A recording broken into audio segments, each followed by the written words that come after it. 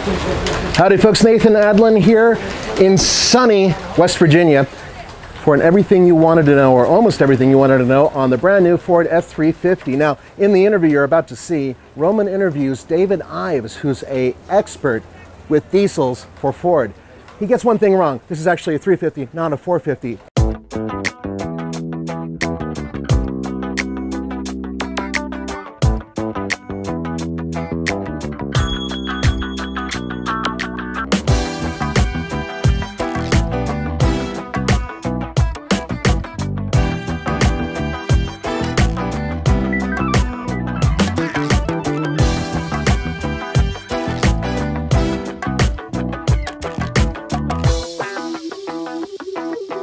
All right, now we've got a big diesel right in front of you. Tell me about it. Tell me, this is the new 2015 450, but you're missing a top, huh? Yeah, so this is our cutaway chassis, so we can illustrate all the components of the what gets you up the hill and down the hill when you're running around at up to 40,000 pounds gross combined vehicle weight. This is our F450, the biggest chassis cert product that we make.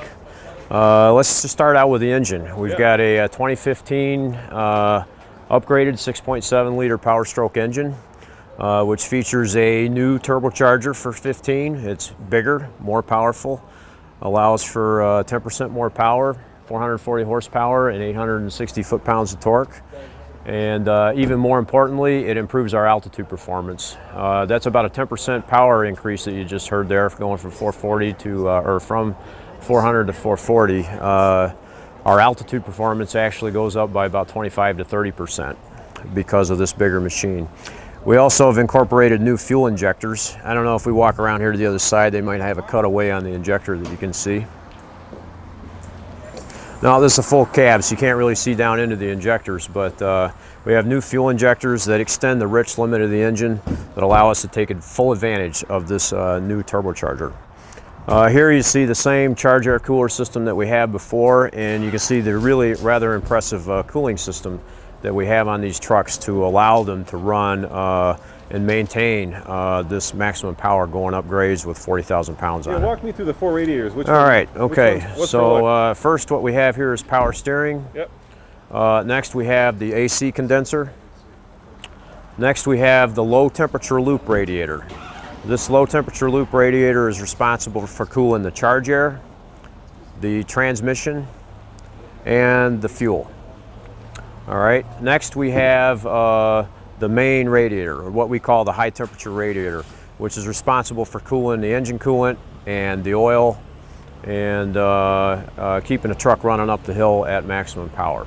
So you got a stack of 4 heat exchangers right in front of the truck here. How do you get air back to the last one when it has to go through 3 other ones? Is that a problem? Not really, because the size of this one's big enough that it gets a little bit of first air here on the top around this rad support, and these other heat exchangers reject a small enough amount of heat that this high temperature radiator can still maintain coolant temperatures less than 110 degrees C. Now, when you talk about the turbo, you've got a new engine braking setup, right? Yes. Do the valves actually, the vanes in the turbo open and close? Yes, they do. Tell me how that works. Yeah, so let's go back here, look at this a little bit closer. So the vanes on this turbocharger are back here in the turbine casing, and this is really the third pillar of why we did the 2015 truck, all right? First one was more advertisable torque and horsepower.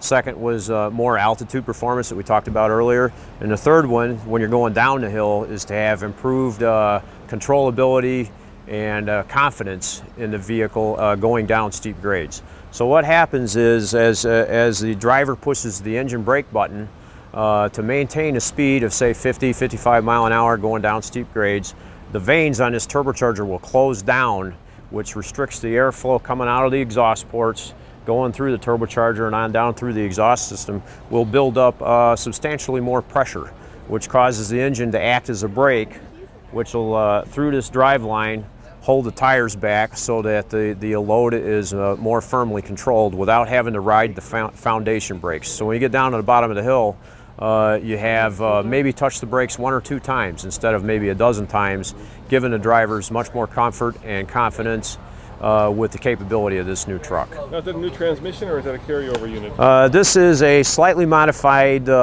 unit for 2015. How many that's gears? How many speeds? 6-speed still. 6-speed, yeah. But the transmission has been upgraded to handle the extra 60 foot-pounds of torque and the extra 10 horsepower, or extra 40 horsepower. All right, and talk to me about the chassis. Have you done anything to that? For this 450, it has been upgraded to handle the extra payload capability, getting up to as much as 40,000 pounds capability.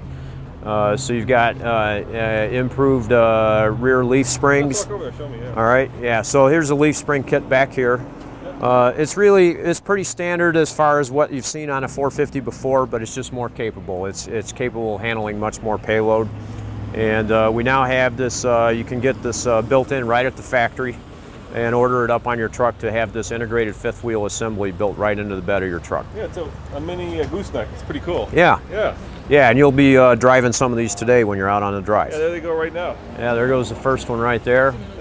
It's one of our new trucks right there with a Montana motorhome on it. That's only 12,000 You see these all over pounds. Yosemite. Yeah, that's only 12,000 pounds, right? That's not much. Yep. That's not much for this guy. Yep. Now you got, of course, urea right here. Yeah, Right? you got urea dosing right here next to the diesel fuel system, so all your fueling is right there, capable and convenient.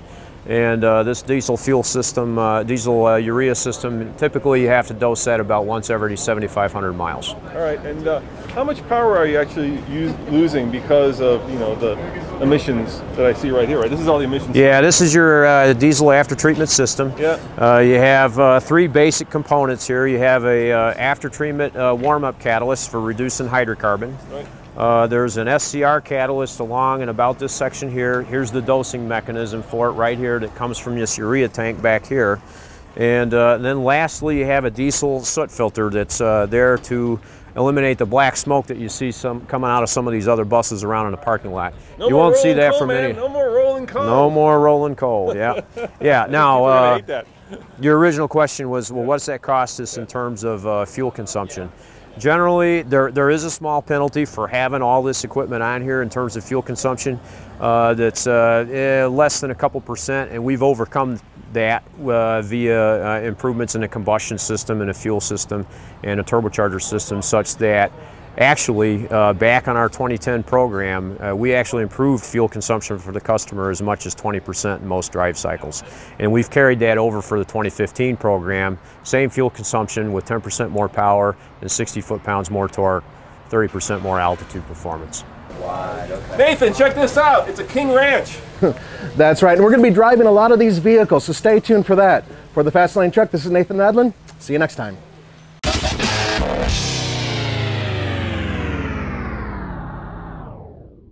Nathan, we have a big boy truck behind us. That's right, Ford flew us out to West Virginia to test drive their brand new Ford F-250 Super Duty. We've got the 2015 with the 6.7 Power Stroke, and we're going to review it coming up next On the Fast Lane Truck.